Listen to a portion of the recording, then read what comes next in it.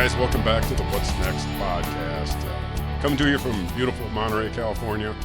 I started this little massage place here on the beach here in Monterey, and I'm so surprised by how many interesting people I come by. And I thought, let's turn the end massage room into a recording studio so I can sit down and talk to some of these people. And today is no different. Today I've got Mr. Vincent Martinez, and first of all, welcome. Welcome. How are you, sir? Good to see you again. Good. Yeah. Vincent came to me with some body problems. He's has been in the process of losing a lot of weight. Let's start that way. So he's kind of reconfiguring his body, and his body's needing massage to get back into it. And you're one of those guys that I don't have to be quiet, because we just talk the whole time. We have so much in common and so much to talk about. Yeah, today, I want to talk to you. I want to talk a little bit to your path to the Lord, in your religion ministry today in today's world. It's kind of crazy. Great. And, absolutely. I want to talk to you about your world travels. Okay. Because we've been talking about that. You just went to Italy and Rome, and weight loss. I want to talk about that. And then you just went off and ran a half a marathon. Yeah. That was something I got back into after 8 years, and it's the first one I've done, which was honestly a miracle in itself, considering my health journey in the last probably decade. So yeah. And also, we were just talking a minute ago before we started rolling the cameras. I forgot you're in the middle of remodeling your house. You're just finishing that up. Right. Getting your kitchen all done. Right. Now, you're telling me now the prisoners built your cabinets. Tell me a little bit about that. Well, how'd you get that? That's a pretty special thing, kind of. So first thing, it was like getting into the remodel. I didn't know what I was getting myself to. My dad he's the carpenter, and he's got amazing talent. I just didn't have that, so I needed to hire people to do things. Right. And took a loan out to get the things done. And it was something I started getting into. And as I got, kind of deep into it, I realized this thing's getting pretty pricey. So I had remembered there was a principal I work with in the prison, and he had talked about that if I ever needed something built, a desk or whatever, I was thinking at work that he could make it, anything you want. I said, okay, well, let me throw this at him. And I go, hey, look, I got cabinets. And he goes, we can do it. But I didn't finish. He was like, yeah, let's do it. So I started talking with the teacher there. Ended up being, honestly, a believer in the Lord and a Christian man who was, and we started just the process of getting the cabinets made in there. And as long as, because I work there, I can have them made, and as long as it's something that I'm not selling or whatever. Profiting. It was a big old contract that I had to sign out. But I see, yeah. What's the skill factor on inmates? How are they doing such fine carpentry like that? It's pretty cool. The teacher is a great help, but you would, it never ceases to surprise me the amount of talent that the guys in there that have made mistakes or whatever, and they end up in there. And so when we started the process, I was a little skeptical, I'd be honest. Sure. And a lot clear as that many people would. But once they got going, they were so detailed in how they wanted things. So at one point, my measurements weren't enough. The teacher came out and had a measure just to double check and helped me out. And then I just kind of told them what I wanted, and they said, actually, this is going to work better. And so, I'll just say by the time, as I was watching this getting done, I would bring people in. I'm like, you got to check this out. And the officers were sitting there. My boss and several people were like, the work they're doing here is next level. I mean, they made me an island and counter. And wow. If I could send pictures of it, I'll send them to you. Yeah. When it's almost done. But even the amount of the type of wood, whatever I wanted, and just the detail. When it was done, I'm like, I was impressed. And I don't know a lot about cabinets, but I was telling you, I had several other professionals come in and finish up the work, the plumbing and the electrical and stuff, and they've all said the same thing. They're like, this is amazing work. It's just really, and I tell them who did it, and they're like, what? And this is, you would pay twice as much for that. So right. it was, So yeah, it was definitely, and again, it does not work for profit or anything like that. It was just Sure. something I had to pay for the materials and the inmates. That's part of their job they do. So they really didn't. Other than I was able to write a nice a letter for them that goes in their chart that says that they did above and beyond, and I'm truly blessed because this wasn't a job for to flip a house. This is my home. Right. So right. and right. if you could see the look on my wife's face as these cabinets get put in, every step she's almost in tears watching. Really? She just loves it. So yeah, it was very special. Yeah. I bet all the guards were going home and measuring their kitchen. You could have seen. Yeah, they got work at it because they were coming in. Yeah, they were. I didn't even know they did that. Yeah, I became because had bring so much material in. They would see me regularly bringing things in, and they're like, oh, so they're done, right? And they're like, yeah. So they were kind of looking at them as they're coming outside, and so it was really really special to see, and I think it's great that they're working hard, but to be able to let them know how much I appreciate it and how you appreciate just like letting them know. I'm so happy. I am so happy, and I was able to share that with them, and you could see just the look on their, the work they did. I mean, the guys are walking around because they painted, they did 3 layers, they stained and cleared. So the guys, some of them will still have like stains on their thing. And right. It was like a badge of honor. Like if they did this work, and it was incredible, So they even kind of ruined their work clothes, but just to kind of, but it was really cool to see. And let them know how much I appreciate them for that. Because again, this is not a work thing. This is my home thing. So it was different. So as a home builder, there's something about being able to build something that's going to be here long after I'm gone. Yeah. And maybe that's what theirs are too. Maybe either they're making a mark on the outside or whatever. Right. But that's really cool. And I think that's when I told them, I go, look, this is going to be with me. This thing's going to last probably for the rest of my life. I don't think I'll ever do this. And who knows how many families are going to get to enjoy that after you're gone. Right. Exactly. So it's and I tried to express that to them. Right. So, right. Beautiful. Pretty awesome thing, actually. I'm kind of picturing this high school wood shop kind of a setting. Exactly. But then I'm thinking, well, skilled carpenters get sent to prison too. Yeah. So, I mean, you not only have people that don't know what they're doing, you've probably got guys in there that have no more than the instructor. Oh, that's what happened. That's cool. And that was the cool thing because you're exactly, you said, I would compare it to like a high school wood shop class because it was subpar equipment. And I thought, dangerous. If you worked in this, what would your warehouse be? It was like, 3 times the size if I had needed to do something like this. Yeah. So it's subpar equipment, and they're still able to do this like top-notch work. Right. Which is, it's pretty awesome. Right. Hand joiners or whatever they have. That's so cool. So it was. I'm blessed. That's what I can say. Yeah. So right. So tell me, now when you told me about the kitchen remodel, now you came in today and said you've taken out walls. Well, that was one of the part of it when I did the kitchen remodel. That was part of it. So that was a heck of a remodel, man. Yeah, Holy cow. It was I'm one who, once I started getting into a project, and my wife knows, like when she gets mad, she goes, "Oh gosh, here it goes. All I need is some money, and then I'm in trouble." So we've done since we've got our house, and we've done a few things. But this whole kitchen, how it started, is my wife always talked about having wanting to have a kitchen where she can see into the living room, and so and she's like, and I go, well, if we could put a window here or something, but if we could take the wall out, you could have that. And so I just thought about just one wall. And then a friend of mine said, hey, look, you have this hallway you could do without that one. I could see where the beam's at. It's going to be where where the kitchen is, like a 3/4 wall. So long story short, it was like literally once we got a little loan, I'm like, take these 2 out and tell me what it's going to cost, and we'll do it because it's going to be worth it for us. And so we took out the hallway out and removed.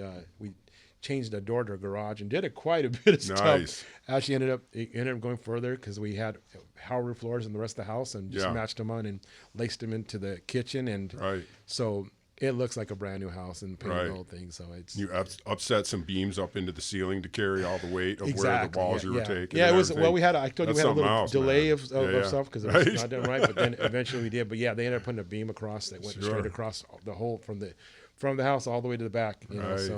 so you had to hold it up. Yeah, but, yeah. But it opened up and lit up the whole house, took the Yeah. whole hallway out, and just kind of made it. Went on a big house, but it definitely Yeah. made it. They chopped those changed houses it. up so Yeah. bad when they built them back in the 60s, Oh, yeah. 70s, you know, and each individual room's like, now it's just Right. blow it all out. Right, Like so- a great room. So it's been it's I couldn't be more happy. Yeah. Yeah. So tell me what you're doing for a living. So I couple things. My job, as we were talking about, Uh-huh. is I'm a supervisor for mental health, supervise social workers and psychologists Sure. in the prison. I'm working at a level 2 prison, and I've done that since 2009. I worked at a level 4 prison and where I'm at currently, and but I've been a clinician doing that. So since I moved up in this area.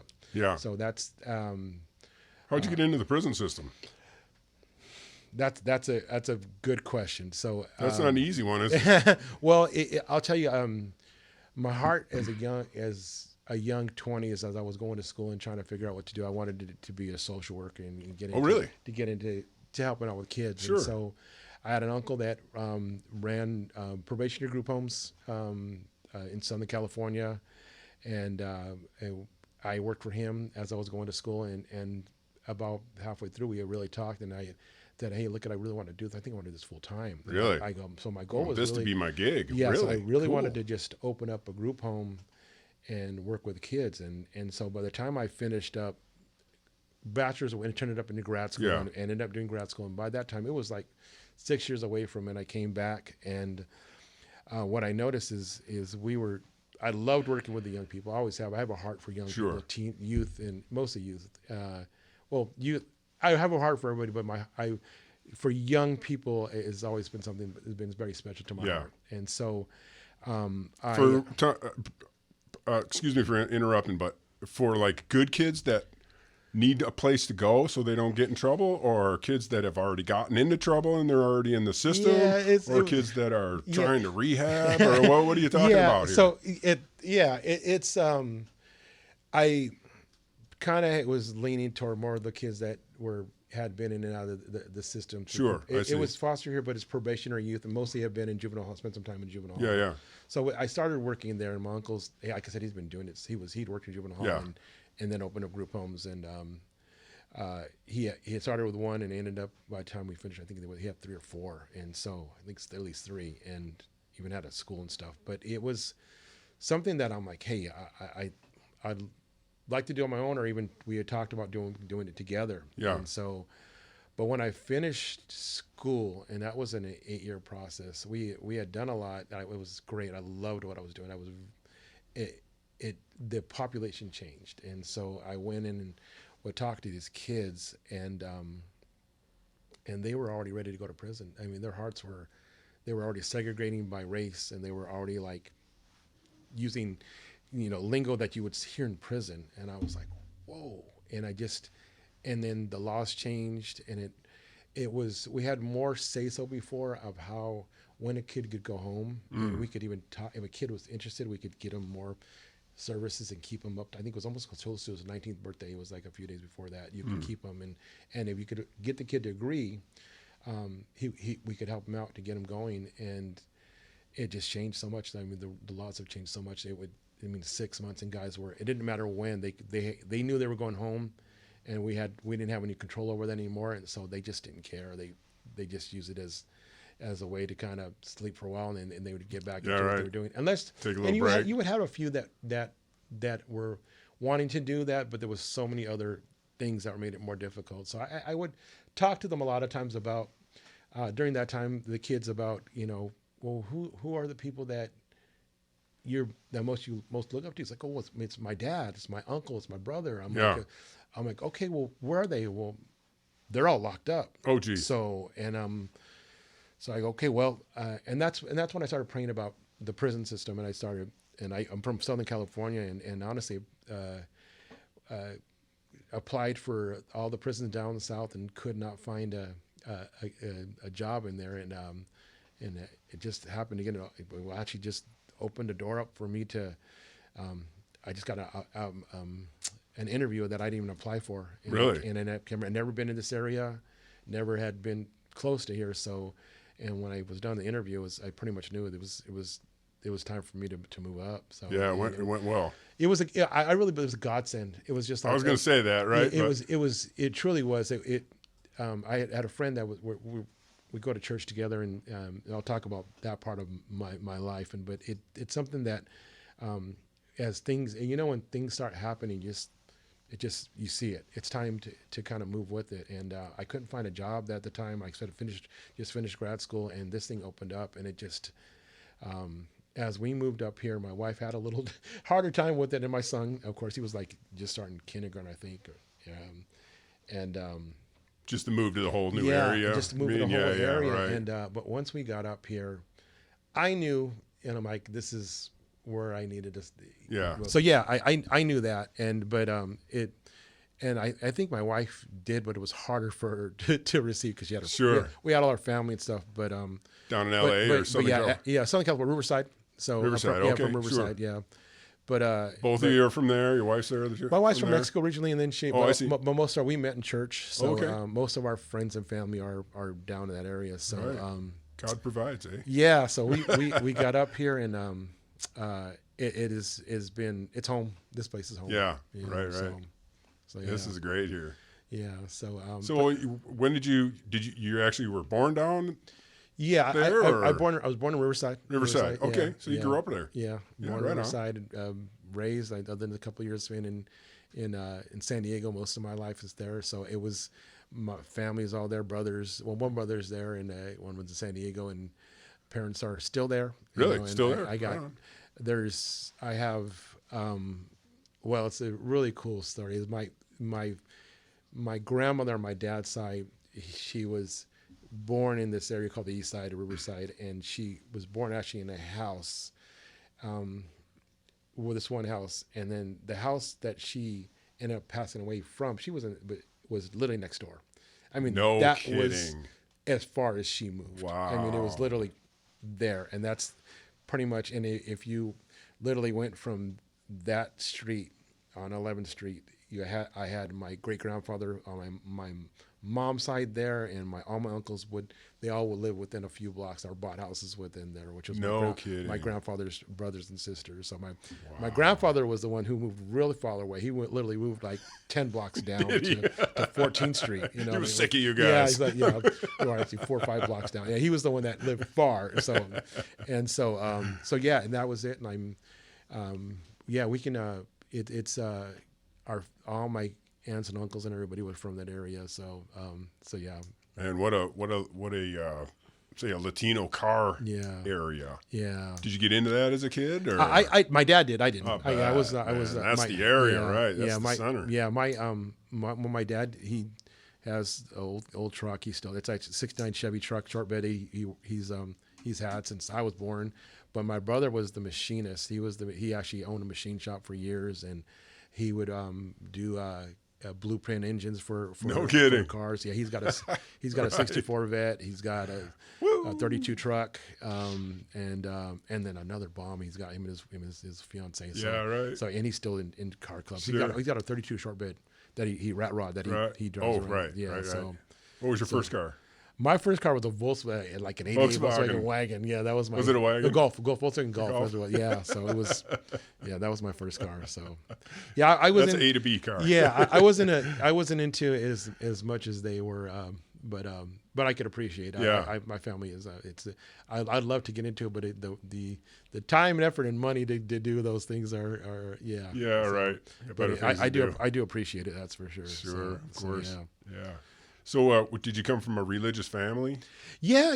I grew up Catholic, and did you? Okay. Yeah, my parents both took us to church, and even went to Catholic school until I think it was I got moved from out of regular school because I wasn't doing so well into Catholic school, and went from 3rd to 6th grade, and then kind of got in some trouble and then was no longer as welcome. So then I went back to public school, but Bad seed. yeah. So I was, I kind of did my own path, and I'm a middle kid. So, I lived it up. Sure, right. That was got to be noticed. Exactly. So I was making, and that was for sure. I grew up Catholic, and thank my parents for raising me into knowing God, and then at one point I after years of struggles, maybe in my 20s, and even battles with trying to find where I'm supposed to be, getting kind of strung out on a little bit of meth or too much meth, and kind of, and then I God still was kind of there. I've seen friends of mine who had really tough times during that time. Buddy. I see it's truly God that I'm here. I had a. Wow, this is my dad. My son knows about this stuff, so I know he's going to watch this. Right. But there is I tell a story of this where me and my friend, we would really strung out, and we would do the same amount of meth every day. Yeah. And he ended up kind of, really mentally. Really? Yeah, and he never kind of. Never came back. No, and wow. And for some reason I did the same, and thank God. Right. I'm kind of normal, right. But it was I look at it and I'm like, wow, it truly, God had His hand on me a lot of times. Things I've seen that I shouldn't be alive. You know, so as I get older, I understood that, and around 25, I finally made a decision to take God seriously, and I started going to church and haven't stopped.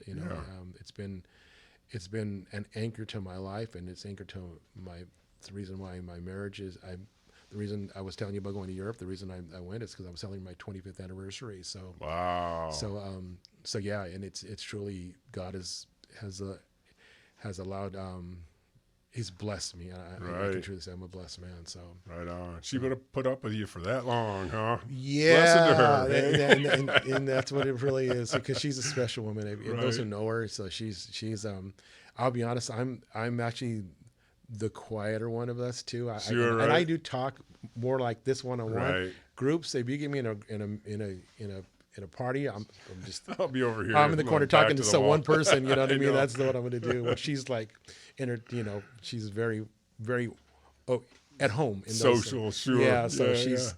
So she's an amazing woman. So I met her in church. Down Did there. you? Oh, of course. Yeah. So right.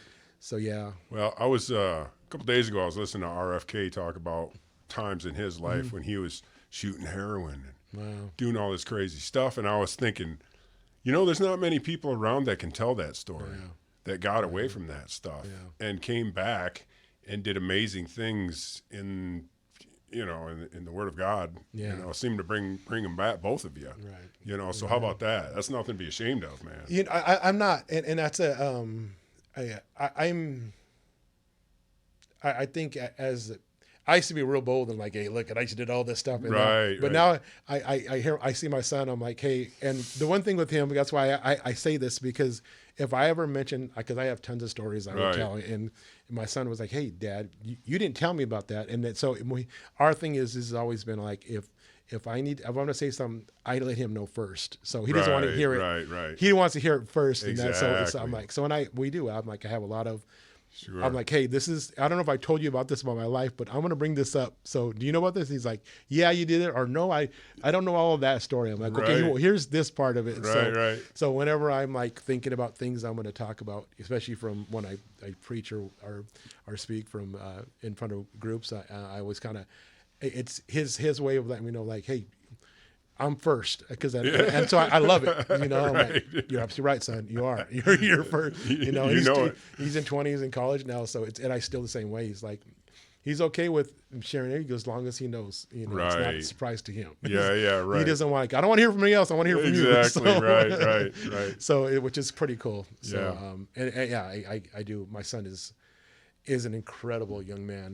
Like I said, he's very special, loves God, and smart kid. And but yeah, so when I do talk about things, I think about that. I'm like, does he know about this? Right. And so before, so if not, I'm like, hey, I got to tell you before this goes. There's up. things that you can say, and there's things that you can't. You know, Yeah. This coming July will be 40 years sobriety off of alcohol for me. Oh, that's awesome. And my kids know all the stupid things. They all know, you know, getting in fights and, you know, hassling the cops and all that stuff. But there's also stuff that not going to talk about. Yeah. You know, so that's a good thing. There's and they know I'm pretty transparent about things. There's not too much I won't share. Sure. There's really and I just I've learned, especially with God and the enemy, if you're able to put those things out there, those things can no longer be a shame that the enemy tries to use against you, you know. And so if you say it, they're like, what else you got on me? You know? So I put some things out there that I'm like, oh, I really said that. I'm like, might hurt me later. Yeah, I'm like, oh, geez. But the more I've done that, I feel the more it's resonated with people. Sure. You know, I used to teach Sunday school, and I'll never forget, I was doing grad school, and I was doing way too much, but I kept on teaching Sunday school at church. And most of the time I would be talking, I'd go in there, and it was just like a confession. I'm like, look, I'm just stressed out. I'm kind of depressed.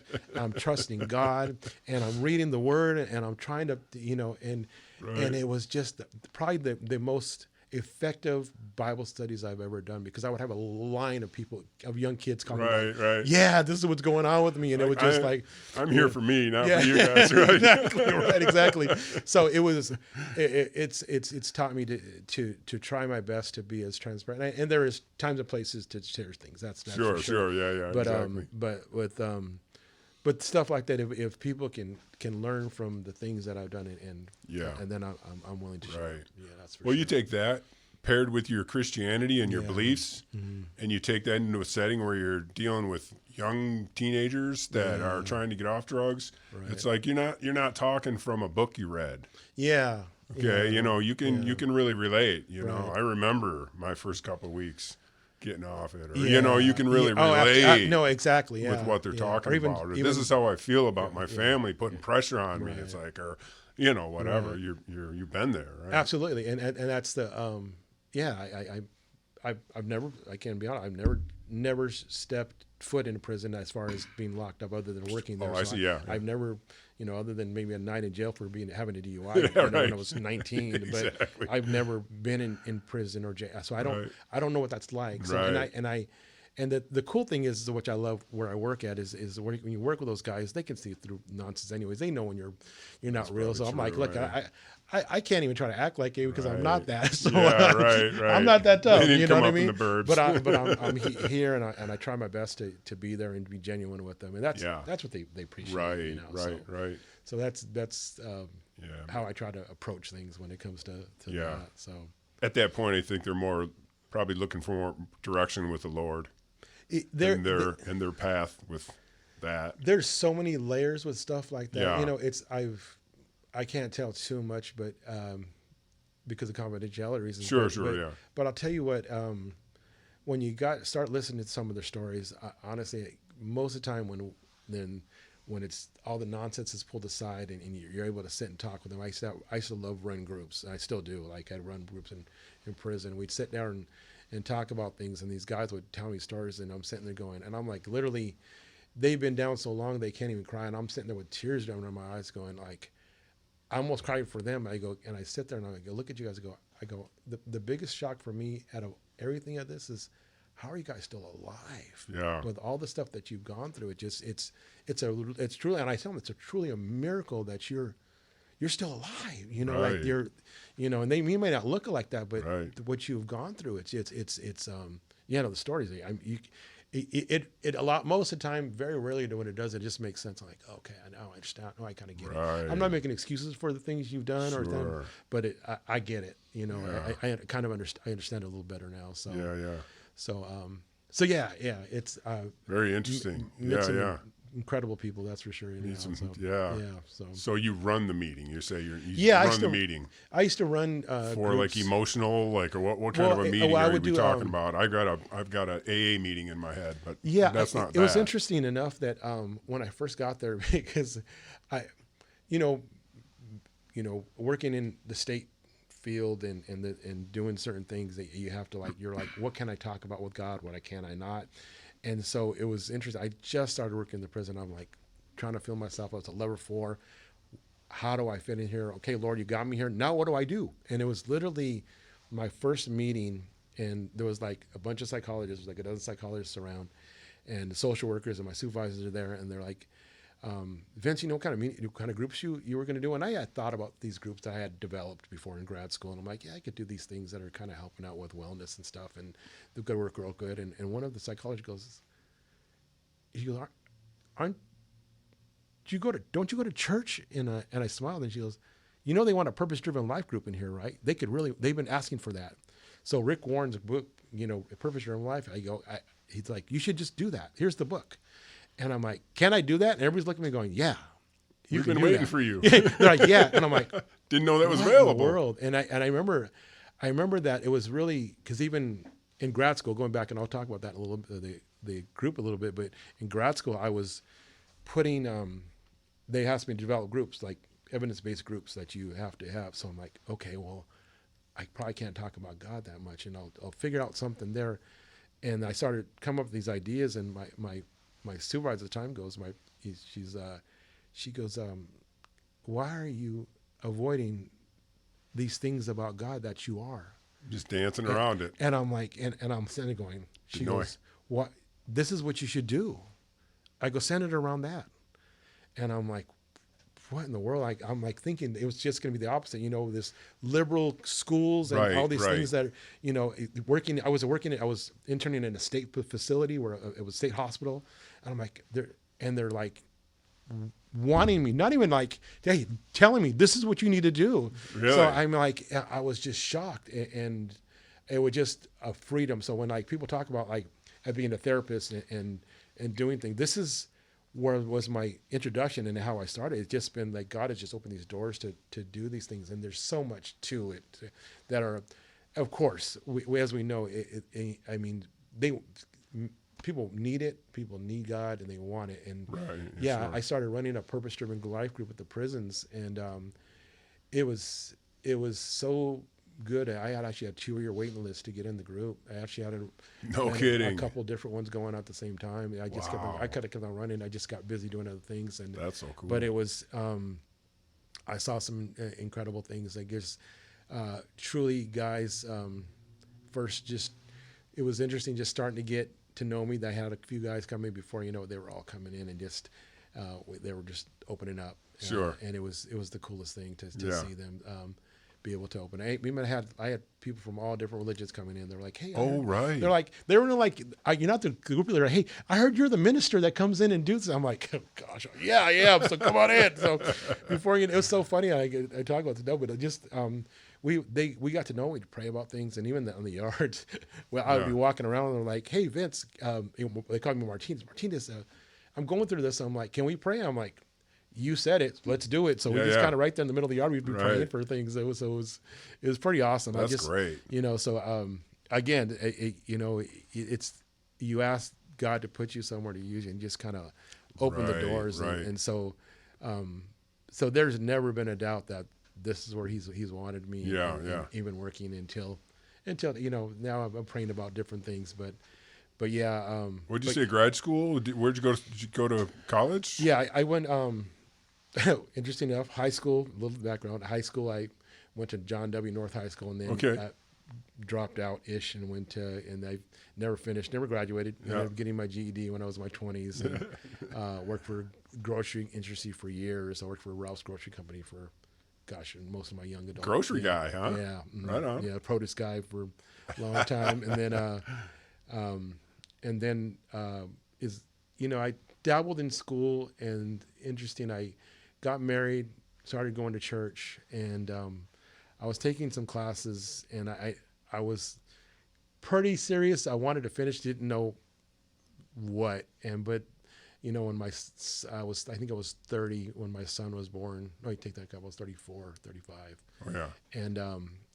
And I had a few classes at community college, and then as soon as he was born, I just got a fire lit under me, and I go, I got to get this done. So yeah, right. So then I hammered through. I was taking like 22 units. So what was the college for? Were you chasing the grocery dream, or well, no, what were your plans it was at that point? was supposed to be a bachelor's in social work and going to social. Oh, it was. And That's what I was getting to. Doing the group home okay, stuff, cool. and originally it was going to be that. And yeah. So I was just doing a bachelor's, and a couple of years into, I was taking literally, like I said, 22, 24 units at a time at 3 different schools just because I wanted to get done. Sure, I had a kid at home, right. and I wanted to get finished. So yeah. I got through it, got my bachelor's at La Sierra University in Riverside as an Adventist school out there. And then... was that a religious school? Yeah. Adventist? Seventh-day Adventist school. Yeah, okay. Seventh-day Adventist. Is that Mormon? No, it's Seventh-day Adventists. They're like is that the same thing? They're Seventh-day Adventists. Are Adventists. They go to church on Saturdays. Okay. So they're Christians, and they call them Sabbath. But they go to work. They recognize the Sabbath on Shabbat on Saturday. So you came from more of a Catholic background. Yeah. Well, and when I went through the Adventist. Well, I'm a part of a Pentecostal church. Church of God of Prophecy. Okay. Yeah, Church of God of Prophecy, it was one of the Christian schools around, so I started going there, and it was really cool, great school, phenomenal. I learned a lot, great people.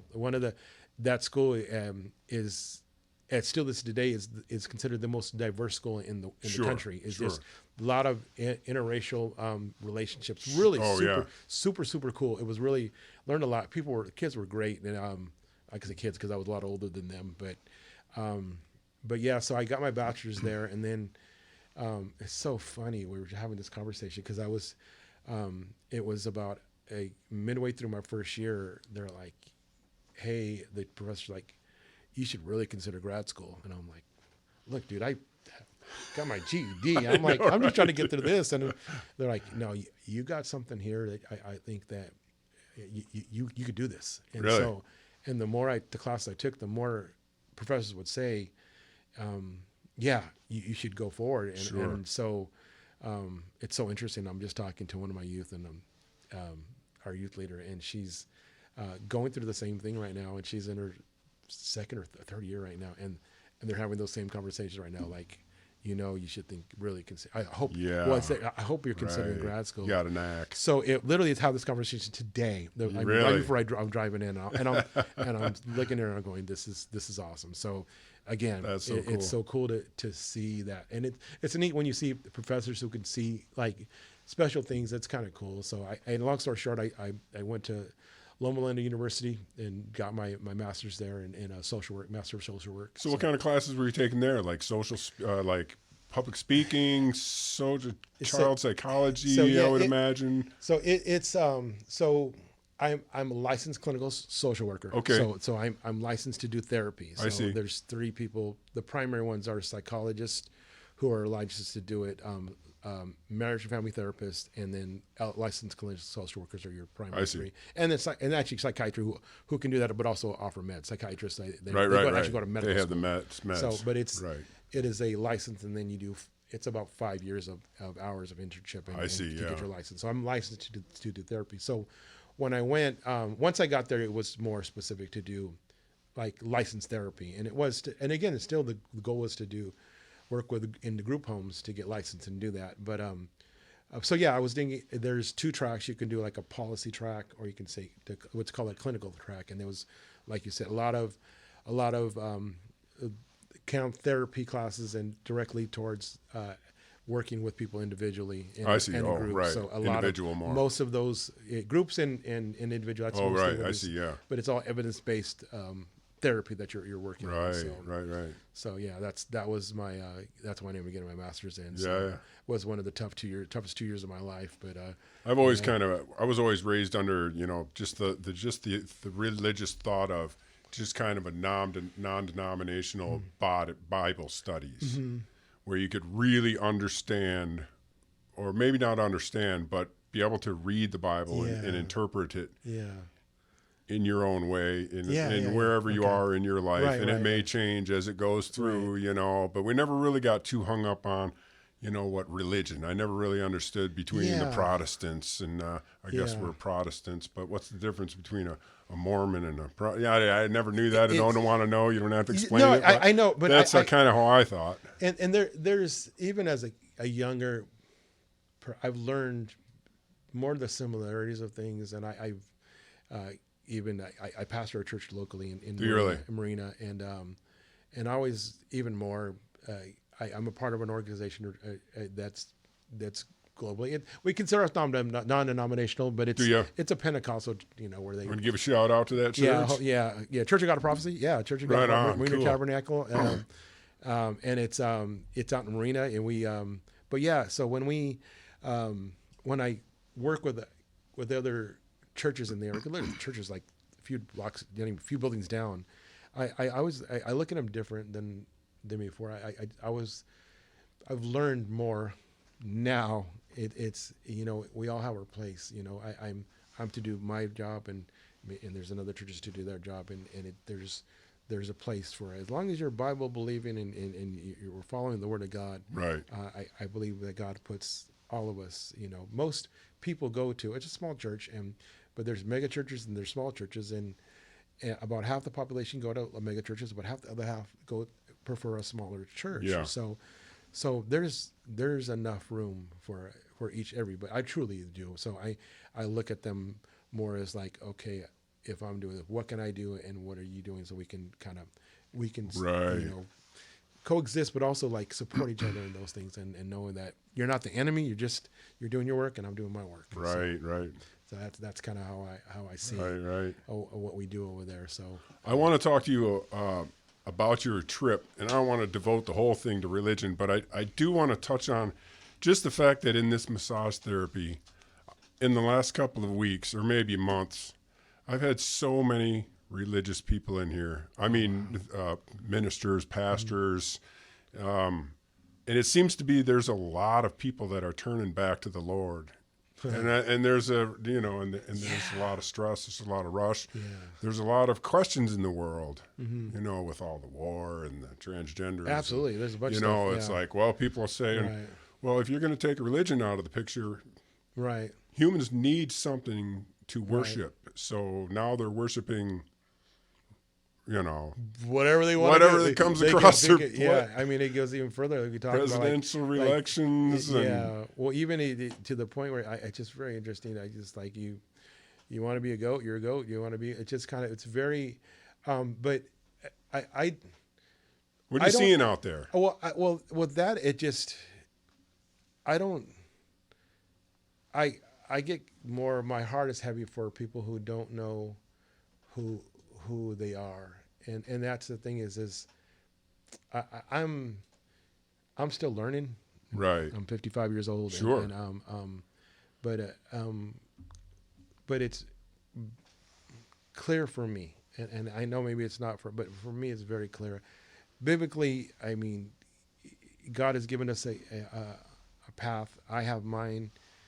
Steve, you have yours, and we have what we're supposed to do, and they're all different, but there's definitely a way we're supposed to be, a path we're supposed to go. And I know that it's real clear that God is the one who has made me. He created me. So I also know that I was not a mistake.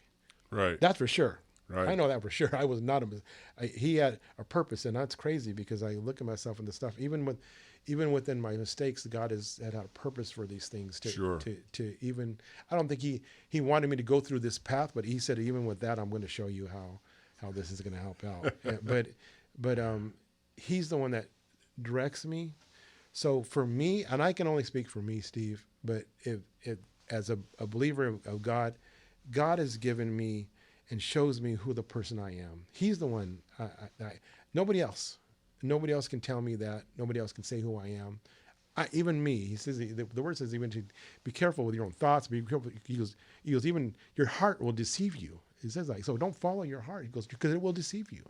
Right. So exactly, our emotions are those things will always they will lead us in a path. So it's got to kind of got us to show us where to go, and then how to go, and who we're supposed to be, and how we should be. And so that's all I can go with, Steve. As Sure. I have to do that. Now, other people might have their beliefs, but for me, this is what he has showed me. Right. And that's where I'm at. So your advice is to listen to yourself, listen to your heart, listen to what's coming through. Yeah, it could be evil too, but you got to be able to differentiate. Well, I think it is to, even when you do that, to be careful with your heart. I mean, people, right? The word says, everybody's like, follow your heart. I'm like, well, yeah, that's the kind of way. The word says, like, the heart deceives you, and it, exactly. So it's because there's so much emotion with that. So it's being, for me, I have to truly ask God, Lord,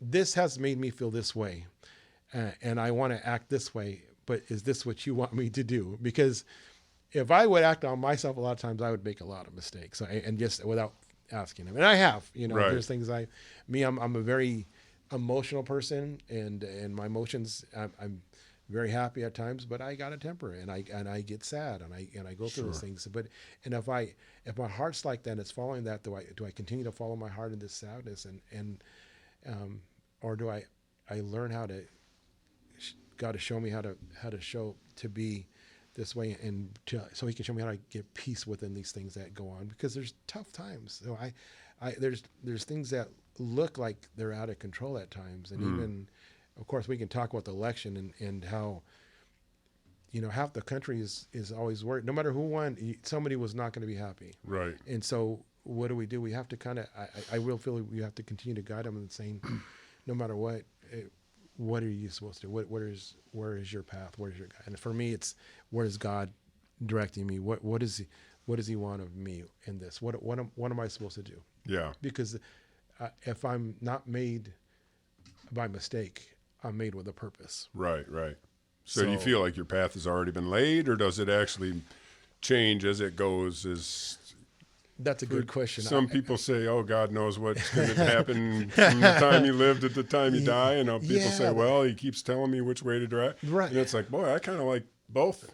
I think there's I think we need to continue to ask him. That was too deep, wasn't it? Sorry. No. I love it. No, because cool. It's a great question, because that's what happens. Is like, so do I wait here and listen to his voice? Is it an audible voice, or is there things that he puts my way, or saying, hey, careful, or there's things that are, but he's real clear about some things, and that's about how we should present ourselves and act. Yeah, and it's real clear, and that's the thing is to be able to help with our emotions and those things, because if we can do that, if we're able to if we can sustain those things when we get all over, it's when those times I believe God can really speak to us on what to do. Because if we're constantly allowing our emotions to take us here and there, that's all we're focused on. Mm-hmm. That's all we're doing. We're just focused on the next emotion, right? And then how to react to that. Or if somebody does us wrong, immediately, the first time it's like, oh, that hurts.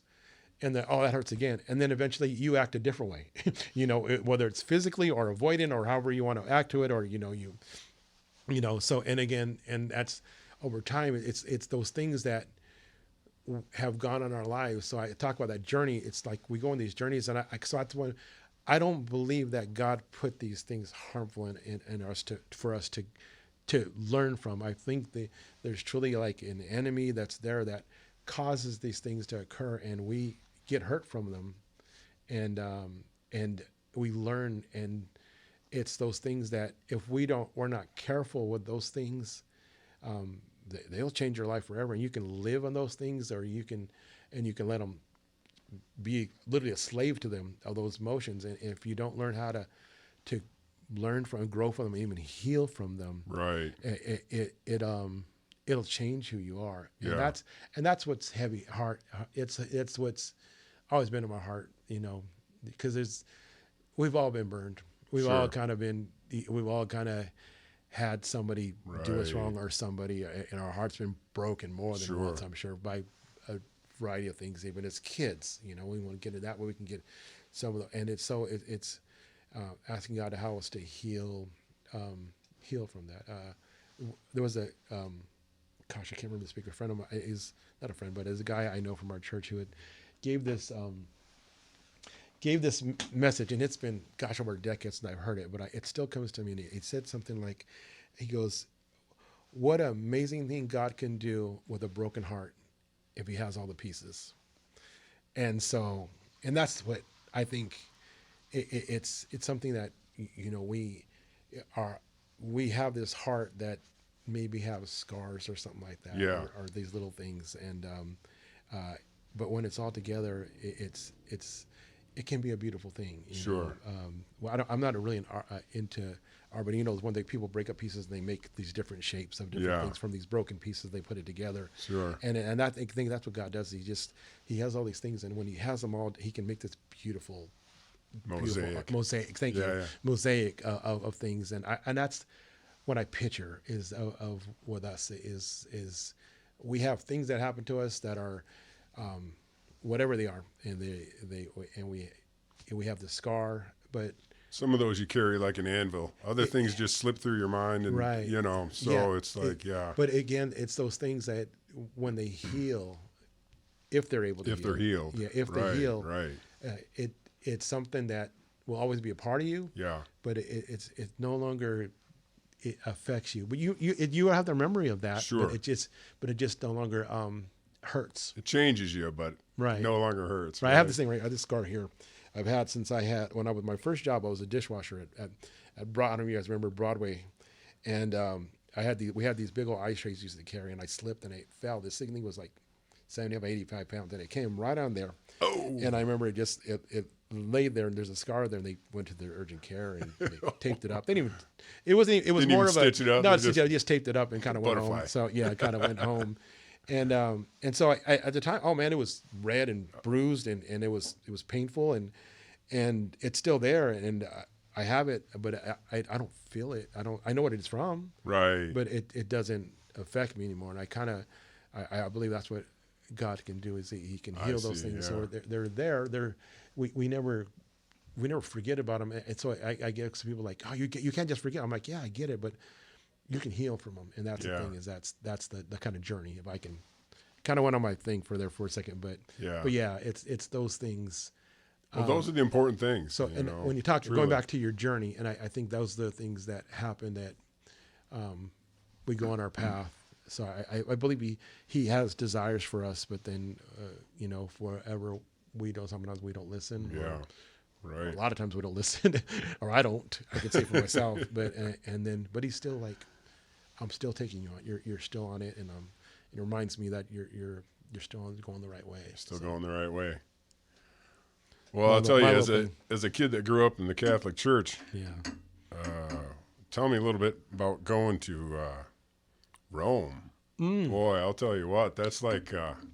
Where else did you go? There was another city. Yeah, we went to Florence, Rome, and Milan for a couple of days. But and then actually we spent a few days in Paris. So the original plan was me and my wife were planning our 25th anniversary. And okay. Yeah, so that was with that. A few years ago we were going to do our 20th, and we were going to Thailand, and COVID hit. So and literally it happened right close to where we were going to, so that got nixed. And so my wife's kind of dream was always to go to Italy. So I said, cool, let's just stay in Italy and go there, and we can spend 2 weeks. And we knew we wanted to go in the fall and kind of go around Italy and just have a few things set up. Where me and my wife, we like to have some kind of tours, but really like the free time to kind of roam the cities and stuff. So that's a good idea. Break it up. Yeah, kind of a little bit of both, and enjoying our vacation. Right. So not a whole organized trip. So long story short, it ended up looking at some flights. Ended up going to Paris for a few days, and even went to Milan. We were the plan to do that, and we actually took a 1-day trip to Switzerland, which was pretty incredible too. Wow. So yeah, that was So we did quite a bit in like 14 days. So you get to see the Swiss Alps, the mountains. Yeah, and, you just wow, what a sight! You went to you started off in Lake Como, right by we left from Milan and went through Lake Como. I actually took a day 2 through Lake Como. If you ever get a chance to go in there, it's beautiful. There's all these massive houses that are there, but it's a beautiful lake.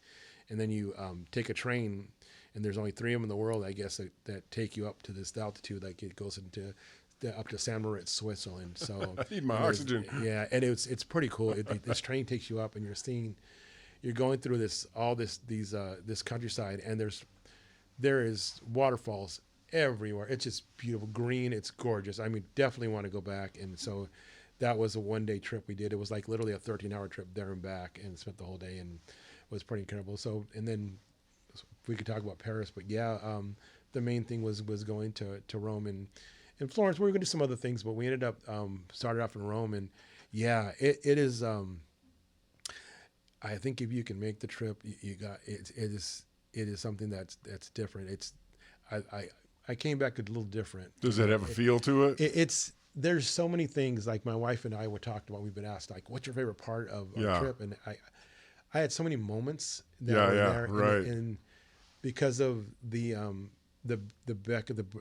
Christian background, the religion, there's definitely were some heavy things when you go to Rome and we went to the Vatican, of course. And Did you really? Yeah, we went to,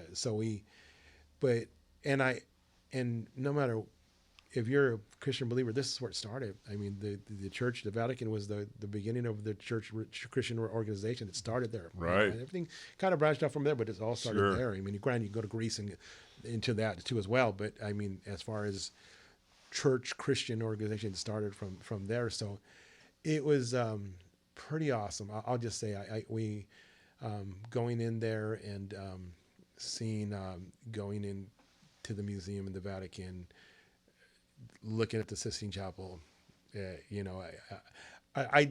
I was excited, and I kind of knew, and I do love art, but I never thought I was going to have an emotional reaction. Really? Yeah. Just, you see this thing, and it was really, the tour guide was really great. Kind of talked about, helped us looked at each panel and as you walked in, and it was pretty cool because, like I told you, I I was talking earlier about I can block things out. So you walk in, and at the first time they told us you can't take pictures and to keep quiet. Well, I walk in there, and it's like a subway station. It's like loud, and so I'm walking in here, and I'm like, oh, I thought they said quiet, but I didn't care because I was looking at this ceiling that I'm like, and I had already shut everybody out. So it was, so I'm like, my wife, she talked to me for a second. She's like, and then she goes, and then she just literally walked away. He's not listening. And I looked at her a couple of times. She's sitting out. She's like, let me know when you're done.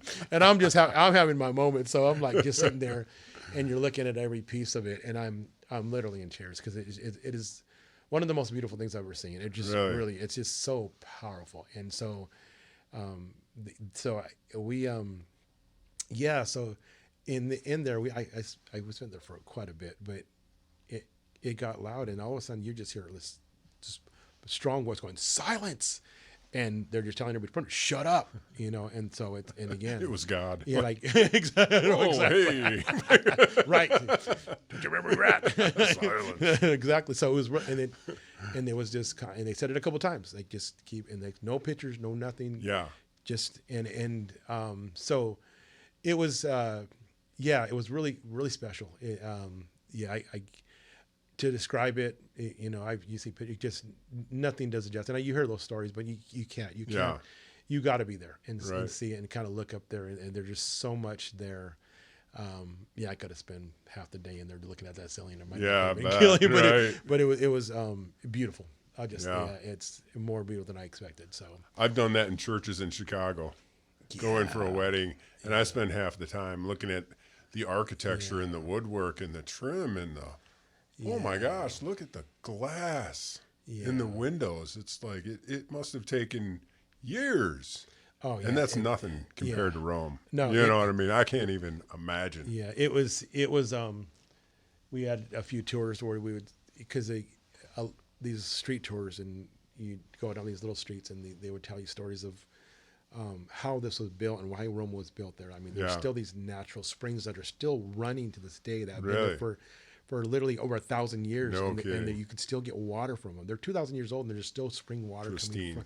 And in there, and you can go in, you fill your water bottle. Like, they don't understand like paying for water because it's right there. And I'm like, well, not everybody has this, but it was built like on this area where if forever there's going to be just this replenishment of water. Right. So I can understand why they built it there.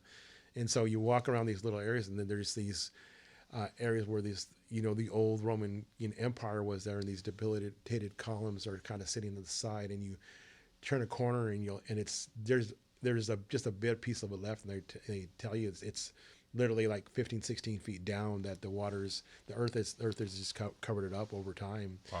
So, and there's just pieces all over Rome that you walk around and you're seeing like, what? Just it's nubs like of things sticking out of the ground. It's the coolest. Yeah. Thinking about the old empire and how it used to be, right. and this is what's kind of left of it. So it's pretty, even the Colosseum we went to go see, which is impressive, really impressive, but they had to remodel a lot of it because it can't sustain. It's going to just, Is it caving in on it's itself? caving, yeah. Oh, so okay. It's a lot of supports. But they've done things yeah. and they show like they replicated a lot of things to keep it. Yeah. But it's just shore it up. Yeah. It's life. It's gonna go on to Yeah, us. So, right. but it's pretty cool. Really, Yeah. so much history. Like you said, the churches are, St. Peter's Basilica, which is right there in Vatican. It's biggest, massive. They're having, gosh, there's like 8 or 9 services going at the same time in that place. So Yeah. So Oh, really? Yeah. Yeah. Yeah. So, we went to one of there is a cathedral in Florence. If you ever get a chance, you'll see it. It's their main cathedral. I can't remember the name of it, but it is one of the most beautiful things. We say we were looking for something, and we were walking in the middle of the night in the streets, and we turned the corner, and this cathedral is just so massive. It's so beautiful. It has these like olive greens, and there's whites that they have remodeled, and there's architecture, there's art all over. There's all this design from top to bottom, and you just literally, I remember turning the corner. We were thinking about somewhere else, and we just turned the corner. And you stopped. And you're just like, what in the world is that? Wow. And so it is one of the. It's gorgeous. And I wonder you can how just, old it is. Yeah, I you have to look it up, but it's 15, oh, 1600, yeah. something like that. It's some hundreds of years craziness, old. right? But the detail, and it's just so beautiful. Really? They have it lit up throughout the night, and there are people singing. Or is it like white, or is it like pastel colors? It's white with like some olives painted within, but there's like these just it's gorgeous. And there's like, Michelangelo has painted some things in there. Oh, has he? Yeah, there too. I guess there's some stuff inside there as well. Oh, We didn't get a chance to go inside. Yeah, sure. But there was so much to see. But yeah, one of those have to. You just, if you walk by, you'll eventually walk into it. But it's Sure. It was one of those moments like, oh my goodness, like these things that man made. And that was in Florence? That was in Florence. Yeah. Yeah. So, but yeah, always like you look at the Colosseum, even the Vatican. It just, these things are beautiful, and they're enormous, and it's incredible to see. Yeah. Yeah. I'll never forget that guy in Gladiator looking up at that going, I did not know that men could build such right, things. exactly. And when you walk up to it, and you sit there and you think about that, you're like, at that time. You're thinking there's no machinery. These No. things are doing there. And then I know the stories of a lot of things. They don't, when they're making these things, and there's Caesar, whoever's calling them to make it, they're just keep going. So if somebody passed away, they kind of just slide him to the side. moving on, and it's kind of like, so there's literally people are helping build that thing, Sure. so it's like kind of, so yeah. Volunteers. Yeah, Right? exactly, right. But yeah, incredible. Yeah. A lot of history. I think we just kind of skim the surface of what's there. Oh, exactly. You go back there 10 more times, and every Paris, you made to Paris. What'd you think of that? Just as amazing. Is it? Just as amazing. Yeah. Right. I've And heard good things and bad things about it. well, and that was the thing is I'll tell you, one of the things dirty, people are rude. Was that true? well, that was the thing is when we got there, I'll just say we had a blessed experience, and people were really nice at Paris. Were they? And Italy. Really? Italy were really incredible. They even talk about, they embrace the tourism. So they were very welcoming, very helpful. They just embrace life. Yeah. And then Paris, the same. I had people that were older that were, I would say rude, but a little cold, but not. I see. But right. But most of the time, very nice. Really? At least cordial. Well, Yeah. that's Most good. most Good to of hear. the time. Yeah. It was. I didn't, and I've heard other stories too as well. But and so I could see some of that. But maybe it was where I'm at. I didn't care, but it was just my wife. I go, does it seem like they're a little nicer than they, you know? And he's like, Than you've heard. Yeah, right. Yeah. So and most of it, the hotel we were staying at was in this nice area where there were like newer adults, and they were very friendly and people were really nice. So they were, you know, so yeah, it was just as special. I mean, the Louvre is one of the biggest, most beautiful museums, the most, you know, famous ones, and you could spend a week in there. I mean, we were the Mona Lisa's in there. Oh, really? Yeah. Okay. Venus de Milo and tons of other things. But wow. And so yeah, it was beautiful, amazing. I mean, we were in 1 week most of the time, and we kind of quickly walk through things, but it would take a week to go through. Exactly. It's so big. Yeah, it's right. Huge. That's crazy. So, Just got to kind of quarter off one spot. Yeah. Let's just look at this. Right. And I would pick up things up. Hey, I want to see these. There's like all these masters have put things in there. So we kind of try to pick some things out. I see, yeah. And so you skip saw most around. of it. You do, yeah. So you saw most of it. I didn't see everything, but we saw quite a bit. And it was great. It was. You don't want to rush. Yeah. So we enjoyed that, and the Mona Lisa is very special. Did you get in stand in front of it? Oh yeah. No way! That's so cool. We knowing a little more of the history of it, that it's very special. It's great. I didn't realize it took him 13 years, and he literally carried that thing around with him everywhere he went while he was trying to perfect it. Right. You know? And so it's a, you know, basic size painting, but it is beautiful. Really. Oh, it's not some huge 4x4. No, it's really. It's your, you know, your standard size painting, but it is. Once you see it, the amount of detail, it is pretty beautiful. It's pretty amazing. I'll have to say that. I just really respect somebody taking 13 years to do something, and he was obsessed with it. So it's pretty awesome. Right. Right. It seems like I saw a show where they had to take some layers of paint off of it. Yeah. Because through the years, other artists had gone through and changed things, and there's things that were. Yeah. So is that true? I don't know. Yeah. I had heard something similar to that too. There's things that, but I know that there's things that are missing because of over time. So it's just I see. falling off. Right. So there's pieces that are not there. Right. They're just trying to preserve it, but they're. Yeah. There's a joke about, you know, how come she doesn't have eyebrows or something like that. You know, it's right. Probably. So, but there's things that over time they've kind of, you can see. And it's small stuff, but it's incredible. It's amazing to still have. Yeah. Yeah, pretty awesome. So tell me about your journey in weight loss. I think, were you trying to lose some weight so you could go on this trip? Was that it's tied together, or what happened? Interesting enough, I have to go back to, you know, I've been pastoring. I pastor a church, like I told you, in Marina, and we're going on, I want to say almost 8 years, 7.5 years, and so I was running half marathons prior to this, and I still work at work, and I was going to church, so I was in decent shape. And then when I got involved in ministry, it took a lot of time, and it still does. I mean, I which I love doing. My heart is to it. I would ideally love to eventually leave my job soon and go full time ministry, and that's where I would love to be. Yeah. And so. Financially, as soon as I can, I'm going to do that. That's going to. Sure. Well, I'll just say, praying to God that when that happens, He tells me when to do it. Time to step that way. Exactly. So, and I'm praying about that right now. So, but you do both, and I made the mistake of you know, putting all my efforts into my work, my family, which is all. These are all important, you know. And then church. These are all things that are not unimportant, right? You know, but I didn't do enough to take care of my health, and so I was running. I was probably 240, 250 around there when I was running half marathons. I ran off in 2016, 2017 when I got appointed.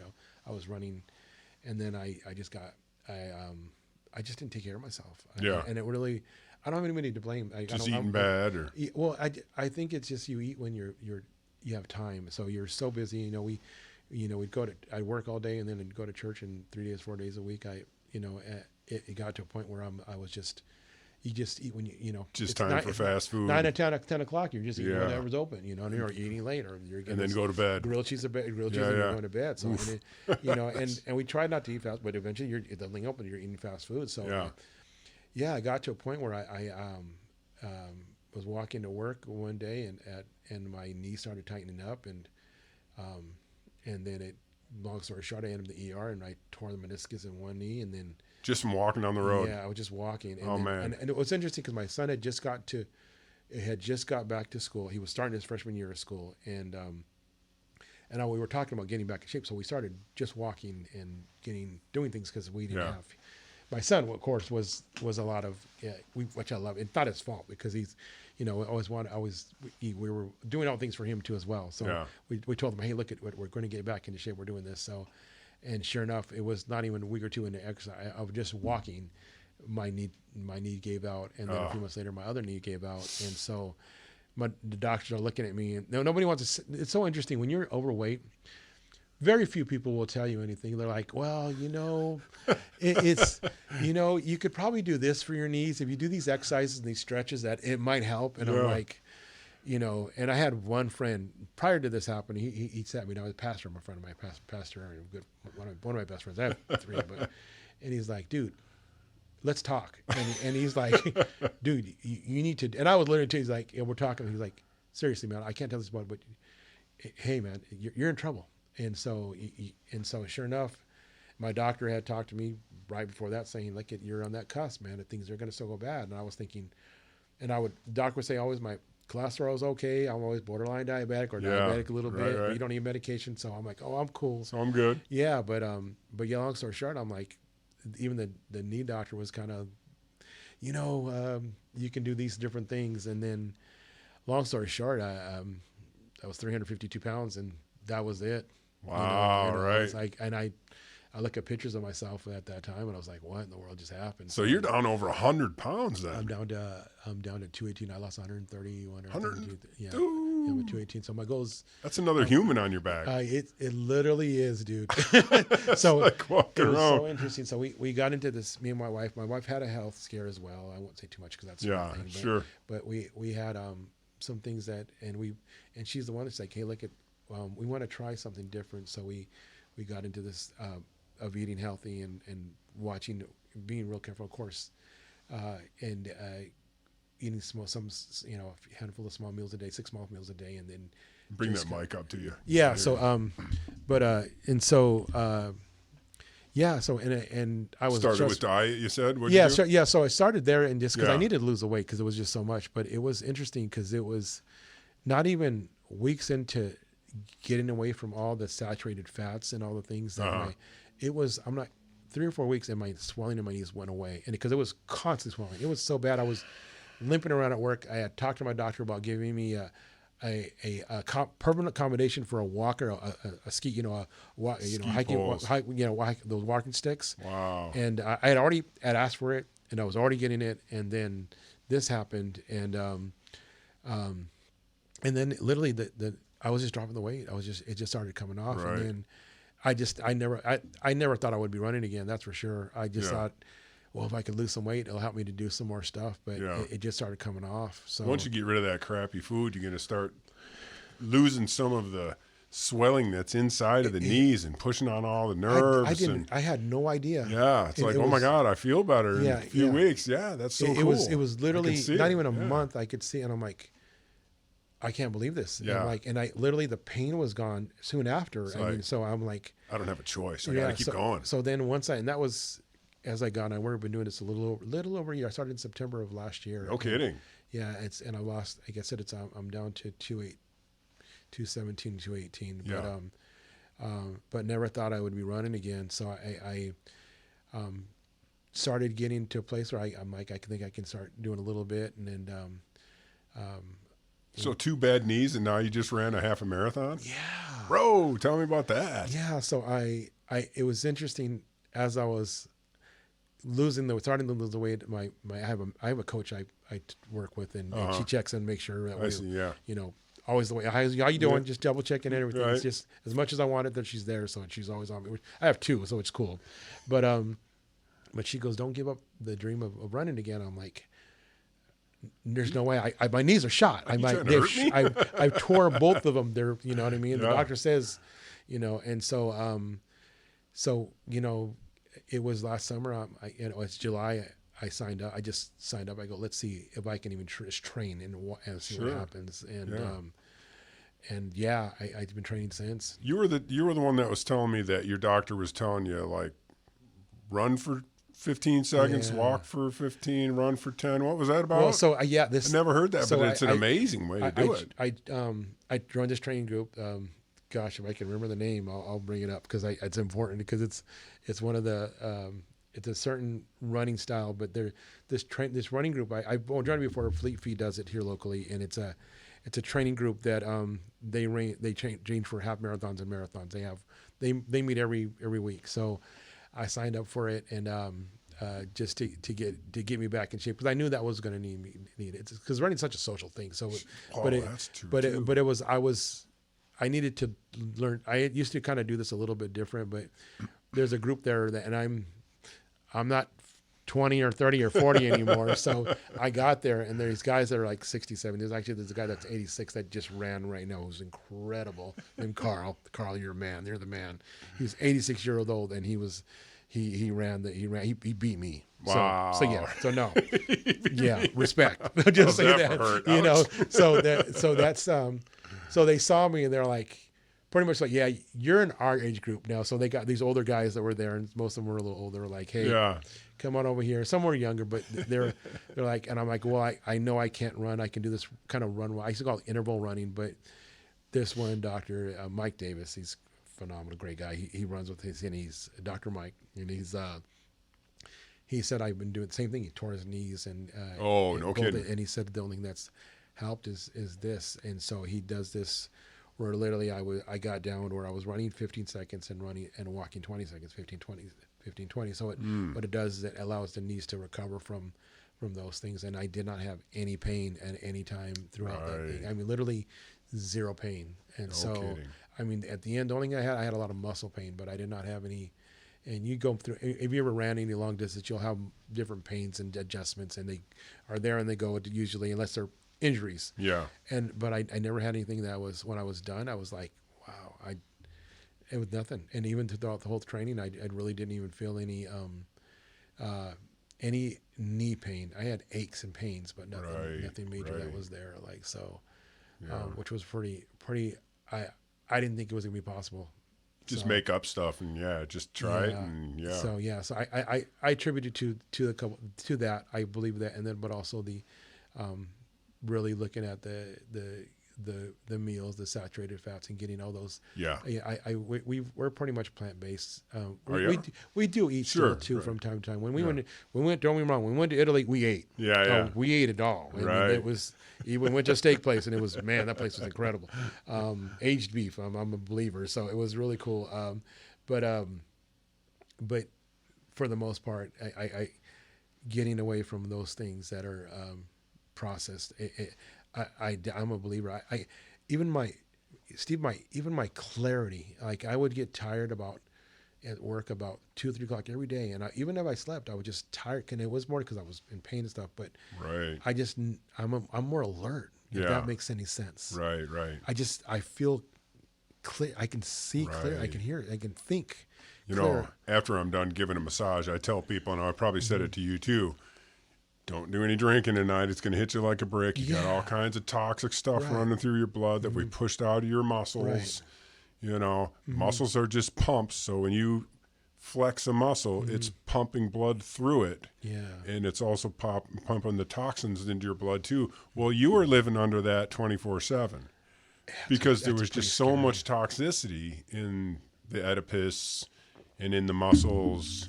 Every time you move, you're pumping toxicity through your brain. It was literally, and I had no idea. Yeah. I mean, and so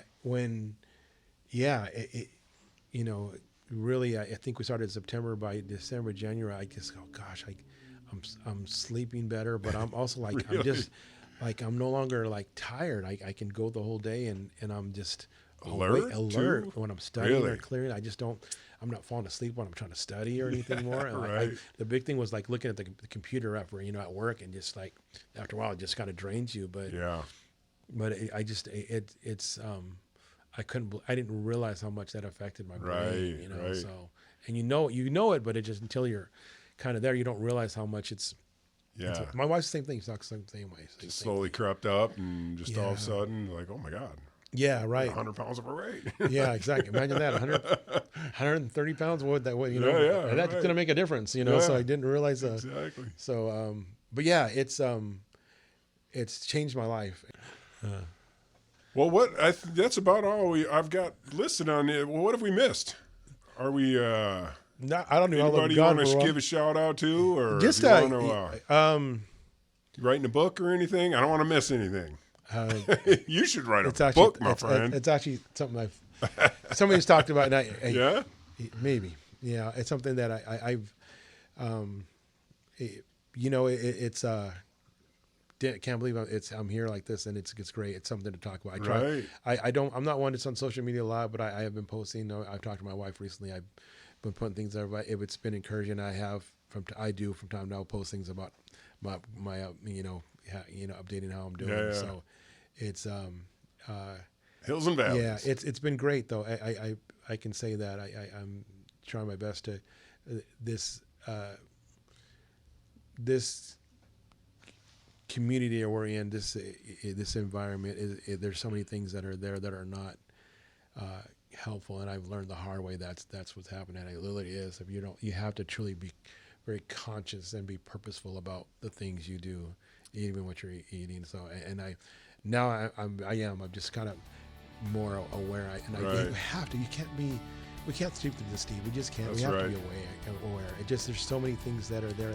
It's easy to slide into, and if you don't watch it, it's just, and that's what happened. We just kind of slid in.